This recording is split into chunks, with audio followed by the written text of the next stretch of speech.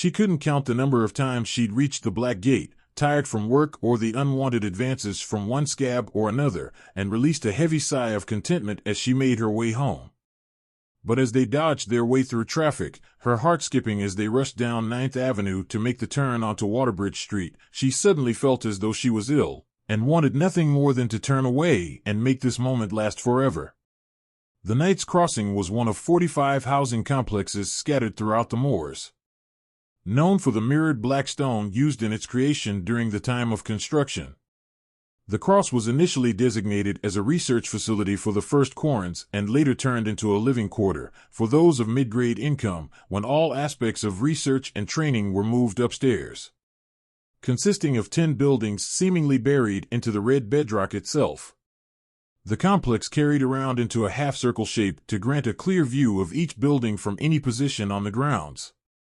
Each unit was well modeled, rectangular in shape yet spacious, and ran the back of the building into the bedrock, with an area of 3,000 sq-ft spread out over 2 floors. 12th floor, Unit 51J, Building 6, her home, and she counted herself lucky in that regard. Most units only had windows towards the front, with connecting walls on both sides and solid bedrock in the back. But A and J units were corner units, located on the outer rims of each building, and afforded you the luxury of windows running the unit's entirety as well as an ample balcony for entertaining. As if ordained, Jinx stayed in Building 5, 12th floor, Unit 51A with his grandfather, directly across from their unit. How many times did she watch Zoink step onto the balcony, foolishly yell across, and watch the slender boy appear magically to answer in kind? How often did she catch him staring at her, desperately trying not to be seen whenever she passed by a window or ventured onto the balcony, and giggled at the very thought of it?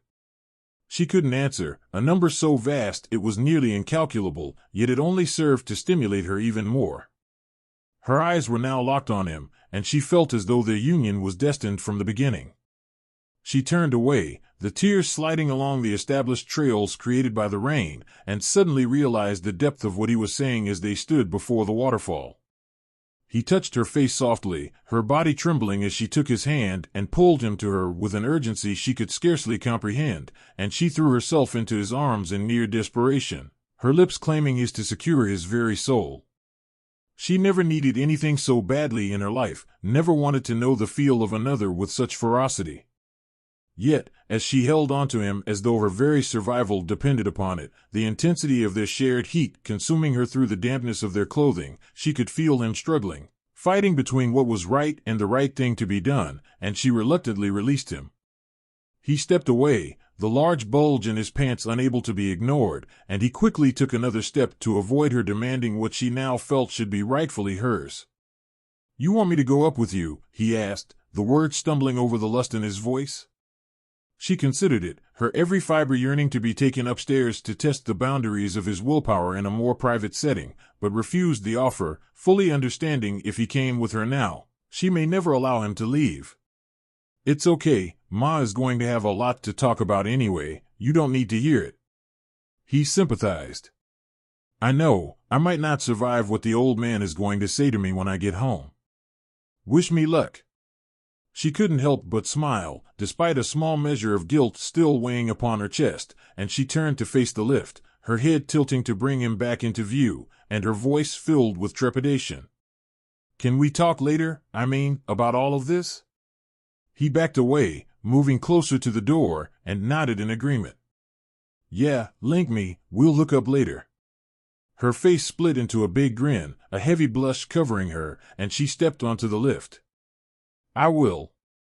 And thanks, Jink, for everything, The sound of people making their way down the stairs prevented her from saying what she wanted him to hear the most, and she yielded to the small group descending the stairwell. "We'll talk later." The lift closed seconds before they arrived, the group reaching the area to claim the lobby and storm out into the rain, and he joined them in polite conversation as he made his way towards his building.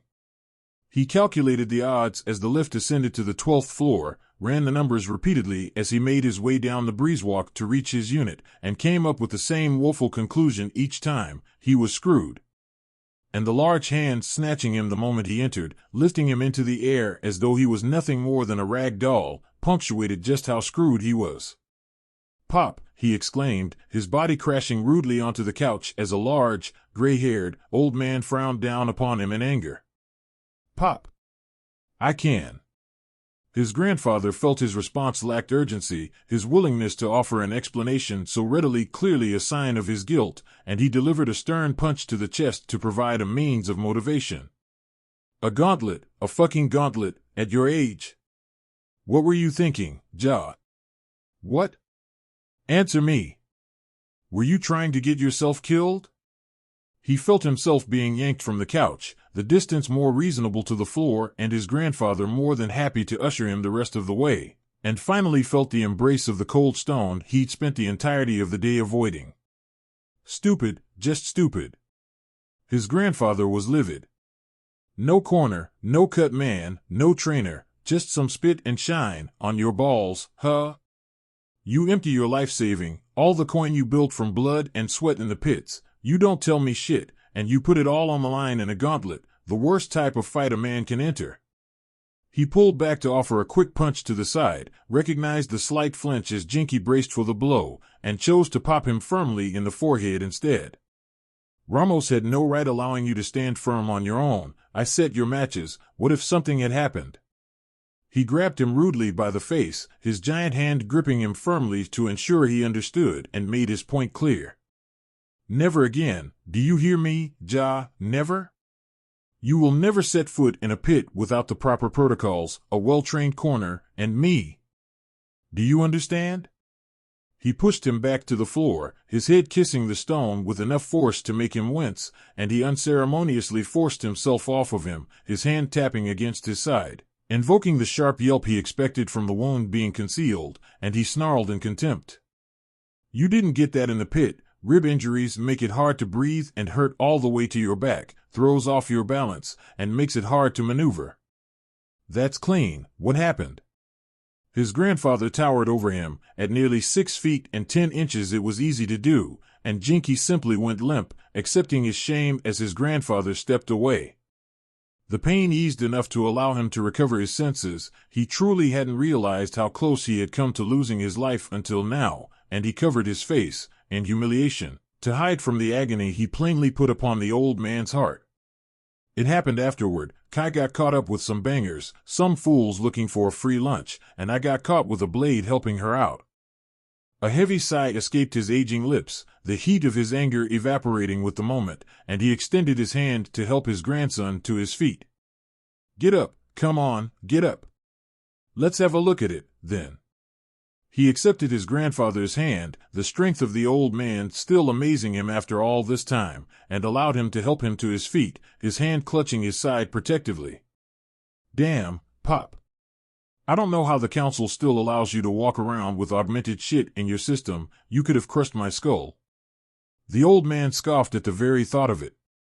"You're lucky I didn't, dumbass. I should be beating your ass until I knocked enough sense into your head, and I still might," he stated clearly.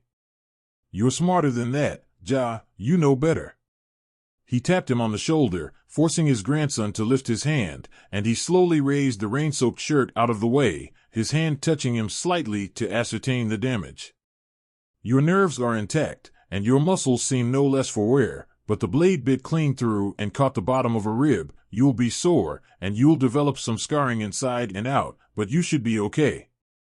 He released the shirt. "I could smell the salt the moment you opened the door, probably the only reason you're still alive. You're lucky you made it in time." A sobering thought struck him instantly. Did Nisi's little girl take some damage? "A little, bruises, cuts, and a black eye, but she's good. I got there in time," he returned, the bite of what nearly happened still in his voice. "She's got 2 weeks, Pop, that's it. In 2 weeks, she takes her confirmation, and she gets to leave this shit." It was the only explanation he could offer. "You know what she's facing down here, what's going to happen if she keeps walking these streets with that big-ass heart of hers. She'll either be beaten, raped, or killed." His emotion was visible. "I just wanted to make enough coin to make sure she would be okay." He knew it wasn't right, knew it was stupid to put everything on the line like that, but he wanted his grandfather to understand. I owe Zoinks everything, Pop. My life, all my coin, everything. And I made him a promise I would take care of her, Zoe, and Mrs. B, no matter what. His head dropped in despair. But I was lucky, this time, and I was lucky the week before, and the time before that. His voice carried the sound of exasperation. What if my luck runs out? What if we're doing a job in the sewers and some bangers from mid-gear snatch her from work?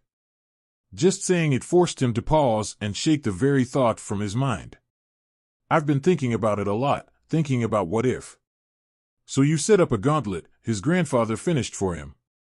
To make enough coin to take care of it? She gets to relax, take care of her family, and have a few credits to take with her upstairs. He knew how it sounded, but it was all he had to offer. So, yeah, I set up the gauntlet, ran it full term, and transferred half the credits into her account. He nodded his head in approval, believing it was the right thing to do, even as his eyes filled with tears. It's getting hard to keep an eye on her when she's constantly moving, Pop, when she's taking extra shifts to help her mom with the day-to-day and come up with the coin to ship all their stuff. I just wanted her to be still. And now she can. He wiped his eyes. Besides, I don't know the real situation upstairs, and things could have changed since your time in service. At least now she'll be able to take care of things, for a while, until she can sort things out. But a gauntlet, you could have died, his grandfather reiterated. You've only been on the circuit for 3 years, boy, 3 years, you're still classified as an amateur. A gauntlet is open to all takers, amateur and professional, and knows no weight class or ruling body. 40 fights, boy, no reprieve. There are 7 10-minute rounds. No holds barred, no rules, no disqualifications. You fight until there's a winner, 1 minute of rest, and then you fight again. He pointed out the obvious. By your 3rd fight, you're damn near dead, with nothing left but a survivor's instinct, and you find yourself staring at a seasoned veteran, fresh, hungry, with 10 credits of your coin on the line. And they have nothing to lose. He shook his head in vain. You made a poor decision, gambled with your life, and lucky to be alive, son, even if you did win. He couldn't refute any of it, so he chose to rationalize it instead. I hear you, old man. I do. But I had to do something, I owe it to Zoinks. There was a moment when he wanted to reach out and slap some sense into his grandson's thick skull, a brief second when he thought a swift kick in the backside was the only way to bridge the gap and make him see things clearly. But it was pointless. He didn't need a soldier now, he needed a father. Okay. He patted him softly on the shoulder and ushered him towards the bath chamber. Look. I'm never going to be happy about the gauntlet, I'm not. But I do understand, and I'm proud of you for having the fortitude to go through with it. You may not have done it the right way, but you did it for the right reason, and I have no problem with that. He nodded his head knowingly. I know you transferred Lena her share, but have you switched your portion to the private account? Yes, sir. Okay. Good. He sighed heavily, relieved, and moved to eliminate some of the stress in his grandson's heart. Look, Benny is having trouble making payroll for the month with more independents accepting coverage from the Luminari. It's getting harder to find work, real hard, and he's been asking me to throw some business his way. I'll throw him 2 credits to bring him back into the black and make his mark, lease him the rest of the month on our contracts, and we'll take the next 3 weeks off. He answered the next question before it was asked. I'll coin out credits with the boys, it'll cover their pay plus give them a little bonus to splurge on, and then we'll get back to it after that. There are times when a parent feels as though their entire life is consumed by the needs of their child, their wants and requirements, and everything they've desired for themselves has been reduced to nothing more than memory and rapidly fading dreams. Moments when they feel obsolete, forgotten, and no longer a valuable part of society. Yet every day, they awaken and count themselves blessed. For a lifetime of feeling dejected pales considerably before those precious seconds when they were able to look upon their child's face, see the wonder in their eyes, and know they were loved unconditionally. Such things make being a parent worthwhile, and such was the way his grandson was looking at him now. Go on, get cleaned up. I'll order something to eat, we'll get some drinks, and we can talk then. An hour later, the two of them sat on the couch, his grandson now in a more favorable mood, and he brought the conversation back to the forefront. How's your side? He stretched, feeling the sharp pull instantly, and winced for his efforts. It's still sore, but I guess I shouldn't complain, it could have been a lot worse. His grandfather chuckled at the thought. I doubt it. He offered his opinion on the matter. The cut came from behind, downward angle, meant to be more of a stab than a slice, and was probably directed for the center of your back to plunge into your heart.